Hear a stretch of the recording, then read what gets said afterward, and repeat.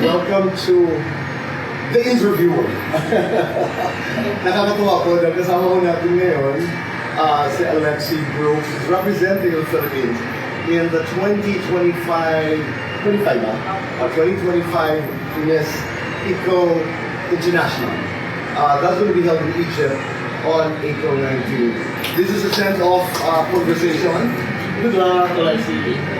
I really say good luck because kanina nga nung dumating sa Alexie, sabi ko, parang meron ako pakiramdam that you're going to wear that crown in a bago. Manifesting it. Totoo yun. Kumusta?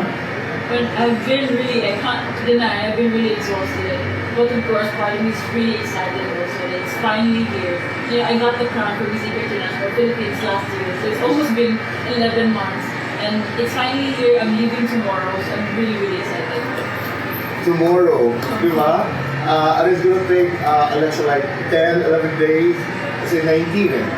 Paano ka naghanda? Anong mga ginawa mo para paghandaan itong patimpanap ika nga na ito sa Egypt? Actually, people, I really changed so much when it comes to the preparation. Because you know, the pageant is different. So basically, I needed to change mga kasarela, I needed to learn more, especially the Q&A, especially focusing more on the environmental aspect of it. And of course, the styling, ang daming nagbago sa which I'm happy. Kasi at least this time, it's something that I'm excited to wear. It's something that I'm looking forward to actually doing, and that's different. I think when you're excited to wear something or to flaunt something, it gives you more confidence. So I'm really excited. And knowing the fact that my grandma is just there as my guardian angel, I'm really excited na sana I'll get it done, hopefully. At saka yung pakiramdam na inaalam mo talaga, kinikilala mo kung ano yung contest. You have to know the environment. You have to know the milieu. Ika nga, kailangan mo pumunta sa Egypt at saka parang Eco International. You have to know what the contest is about. And I think that's a step, a very important step to winning a competition. Kailangan alam mo. At saka, I like it, now that I'm hearing you say about it, yung embracing how you're going to adjust, how you're going to adapt a little bit into the contest. That's the way you win it. Kasi hindi ka naman, you can't insist on how you do things, what you are on stage, when you know that the contest, iba yung ini-expect. Wow! People really talk about you when you joined Miss Universe Philippines. How can you forget that walk? Diba? And that presence. Paano ka makakalimot? I want to go there. Nung nasa Miss Universe MEB, did you realize that you have that really strong walk? To be honest, Nico, all I know is I only have probably 1 minute to go out there, and I'm gonna own it. It's my time, and he's gonna enjoy it. So hindi mo talaga alam na I didn't know. ang dating lang gano'n? I was being myself, and I was really just enjoying. Wow. I only have 1 minute. Kainin ko na to. At saka, when people realize that you were not part, I'm talking of course of the past, para lang maalala natin. I remember watching the pageant, and then when itinatawag, will you make it to the top 5? And that was an expression of love para sa akin. Parang I wanted to see you more, but hindi natin nakukontrol lahat ang nangyayari. But look at Alexie today, she's representing the country in Egypt for this Eco International. You don't surrender. No, Ang lakas na kasaliw mo, bakit palaban ka, Alexie? I grew up and I faced so many things in life. I grew up without parents, one mom and a dad, and my grandma took responsibility of taking care of me. I got discriminated because of my differences, my complexion, and my background. I was an athlete, and many times I fall down, and some people told me that I can't do it, I can't make it done, and many times I need to prove to people that I can and I will, and at times hindi naman talaga nanalo. But then I realized one thing is that you can get tired, but you can't quit. That's why I said Abunda. You need to Abunda in that. You need to keep doing that. Kasi mapapatalo is actually a push towards victory. I think that's what separates athletes from others. Kasi I have done a lot of interviews with athletes. Katulad ni, what was the last one I did? DJ Opiana. Di ba yung number 4? Top 4 in the Olympics? That's what I heard from EJ when he was talking about na parang I was there. I was almost there. But something after a while, we do it again. And I think he's doing very well right now sa high jump. Pole vault. Yes. What's your event now? I played heptathlon. PDJ is actually my teammate when I competed for SEA Games in Vietnam. And I got injured, I popped my heart. I'm really a fan of EJ Obiana. I'm really a fan. Napakabait. He came to 2 interviews I did with him. Ano mo sila kasama? Mommy at Lola ba? Lola.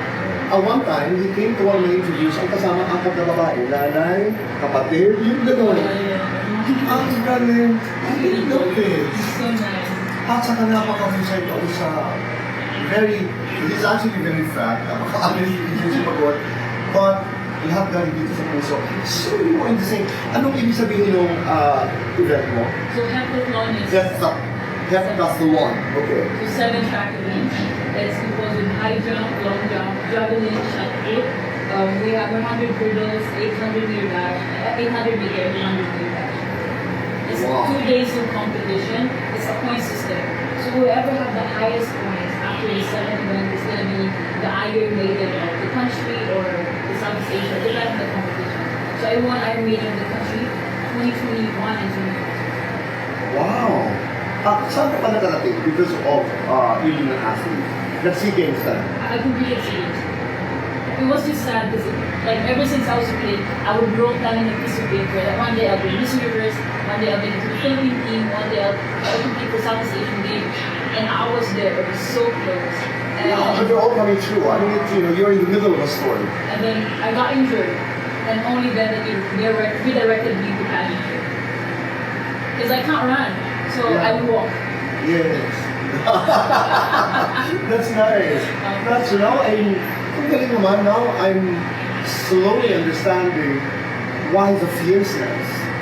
Kasi people would say, you don't know that girl, so fierce. Diba may ganon? Now I truly understand. Anong pagkakaiba, anong pagkakapareho ng competition, di ba, sa sports at saka sa entablado sa pageantry? I think the difference in people is, of course, in two sports, you have the running, you have the lifting, you have time that you're competing, and it's really a competition.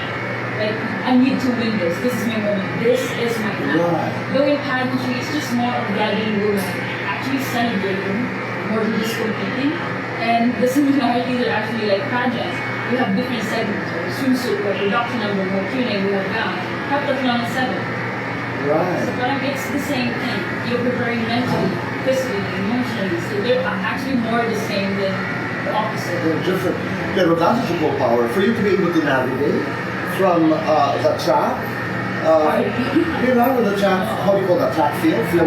Track and field, from the field to the stage. Ang ganda nun, di ba? So one is actually related to the other in many ways. Like in a young age, you get used to pressure. Kasi parang when you're competing, there's a lot of people watching and you don't want to disappoint your coach, yourself. But only then to realize that there's so much less than losing than actually winning. I remember, because again, I go back to that interview with DJ, dahil the night before that, ang pinanood kong event live in Paris was pole vault. Napapansin niyo po sa mga, how do you call them, jumpers? Jumpers. Sa mga jumper, sa mga athletes.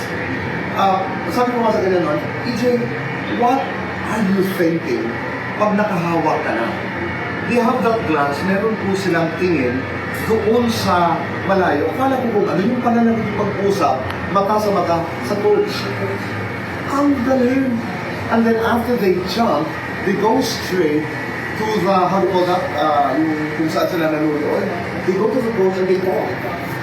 What can I improve? What can I change? Yes, and they're being told, you know what, this is what happened. Ganito, kasi they have X number of attempts, di ba? 3 times. Wow! So every height of the bar that actually improves, you only have 3 attempts. And if your last attempt, you did not jump the bar, you're disqualified out. But on your last attempt, you jumped it, you can go higher back. And now if both of the winners, both of you jump the same height, and you can't jump further than that, they will base the winner on who has the least error. Tama. At dito ko naintindihan na yung pole vault, you really compete with yourself. Ito yung talaga yung compete with yourself. Pero si EJ had very, very nice words with the world's #1, Magkakaibigan pala sila. Number 2. So, since your injury, you can't go back anymore. I want my coach wants me to go back. The team were actually expecting me to go back. Kasi sabi nila, Alexie, I get it when you stop sports when you lost. But you competed after kasi ng SEA Games, you're rested. And then after that, we have UAP. During UAP, my last year, I won MVP. I won heptathlon 7, and then I won 5 individual awards event. So that's like almost 11 or more than 12 years. So like, I won MVP, and then after that, I kind of just stopped. So they said, why we can't understand why did you stop when you won? And I thought at first parang I got injured and I learned so much, and I think it was time for me to just do different things because I had a dream during pageant, and if I don't take it right now, man, I'm still young. And even if my coach told me you can go back next year, we'll give you a scholarship if you want to take masters. Because you want. Talaga? But you know, again, we don't really know what's going to happen next. Diba? Kung saan ka dadalhin ng taglana, saan ka dadalhin ng Panginoong Diyos. And, okay, let's go back to the international pageant na sasalihan mo ngayong April 19. You ready? You ready with what you're gonna do, with the gowns, with, may mga casual din ba yun? We have OOTDs now. OOTD? No, I mean, during the pageant itself, meron bang, di ba yung that first dress that you wear? Production number. Yeah, that production number. You have you're all Actually, set. I made sure that I bring even times two than what they told us to bring. Right, just to be sure. Okay na masobra. Oh, okay. The swimwear is provided by the pageant So organizers. they don't have swimsuit Oh, competition. wala, because this is in Egypt. Pero we have resorts wear. It's kind of the same, but you can just wear cape or it depends on how you play along with it. It's still swimsuit, but I have also a cape. So Alright, I understand that. because I also check if it's allowed to. Some of the girls maybe just wearing like the dress resorts wear, and I check last year's competition, and some were swimsuits. I was hoping to do the same. Okay, what about a gown? Everybody will be talking about, I mean, about the gown. Pwede naman natin sabihin, o hindi pa wala, is this a surprise? But the designer, I posted about it last You did. Sir Rian Fernandez. So we're doing a redemption this time around. Okay. Sabi niya, anak, galingan mo ha. I'll give it my best to create a beautiful gown for you. And you give it your best. It's like that. I won't disappoint you. Yes. So we're both really, really excited. And I'm so happy that Rian, Sir Rian is helping me again with this. And it's just, it feels good when you have people who's really genuine towards you, helping you. Yes. You can feel it from inside. And when you win or you you're going to be there eventually. And of course, sana naman. Of course. And it takes a village. Now I realize it takes a village for a queen to be a queen. Diba? You don't do it alone. It takes a whole village. And I'm just so glad that you're being supported by some of the best in pageantry. Wow! Okay. At hindi lamang po yan, ako na mismo ang magsasabi nito, kailangan natin ng suporta. Kailangan ng suporta ng sabay ng Pilipino. Kailangan ng suporta ng mga kaibigan. Kailangan ng suporta ng mga Pilipino sa lahat ng parte ng mundo. Di ba? There's that audience na participation. But is there an audience vote? We have online voting. Wow, wala namang tumatalo sa Pilipinas sa ganyan. Maraming salamat. Maybe you can appeal to everybody out there. Of course, as of now, we're actually #1 still in online voting. Wow! Pero of course, I'm still asking for more support to go to Miss Eco International YouTube account and subscribe to their channel. Look for my video, leave me a like and a comment, and share it with your friends. It will mean the world to me, and of course, we'll continue to make us #1 in the spot, and that will secure us automatically top 20%. Yeah. And just listening to Alexie, you don't need to change for Q&A, but we're betting. We're betting our what, Dolly? What do we bet? That's how we do that, huh? We're betting our everything that we know about pageantry, and we're not just manifesting, we're claiming. We're claiming victory right now. And mamayang madaling araw po ay mag-umpisa ng buhay at ang journey ni Alexie and her team to Egypt. We're not going to hold you for a long time, but good luck, really. We will be praying. Our prayers will be with you, and let us know, smile for your people. Of course. And for Lola. For Lola. Thank you all. Thank you. Maraming salamat, Alexie. Maraming salamat po sa inyo lahat. Supportahan po natin si Alexie. That's from today, doon sa hindi pa nakaboto, hanggang April 19.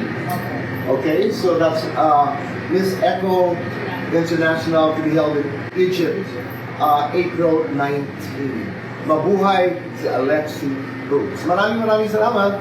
We'll see you again.